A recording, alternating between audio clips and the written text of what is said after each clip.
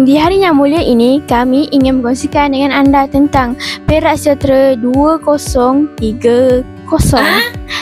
Pernah dengar tak? Ke tak pernah dengar? Mungkin pernah dengar tetapi korang tahu. Jadi, jom saksikan video kami bersama-sama untuk mengenal apa sebenarnya Perak Sejahtera 2030 ni. Assalamualaikum dan hai semua.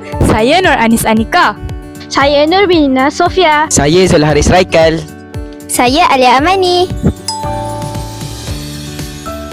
Perak Sejahtera 2030 ialah pelan jangka panjang Kerajaan Negeri Perak untuk mewujudkan negeri yang maju, makmur dan mesra rakyat.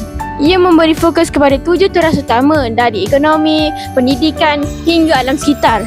Apa korang tahu tentang Perak Sejahtera 2030? Cikgu, saya tahu. Perak Sejahtera 2030 ialah Pendidikan berkualiti membina masa depan. Pelajar didedahkan kepada teknologi, kreativiti dan nilai murni. Gaya hidup sihat dan sokongan sosial adalah kunci kepada masyarakat sejahtera. Bersama komuniti yang inklusif, semua rakyat diberi ruang untuk berjaya.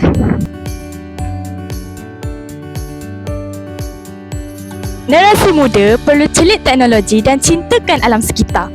Perak Sejahtera bukan hanya untuk hari ini, tetapi untuk masa depan. Kami pelajar hari ini. Pemimpin masa depan. Pewaris Perak Sejahtera. Kerana kami percaya harapan itu bermula di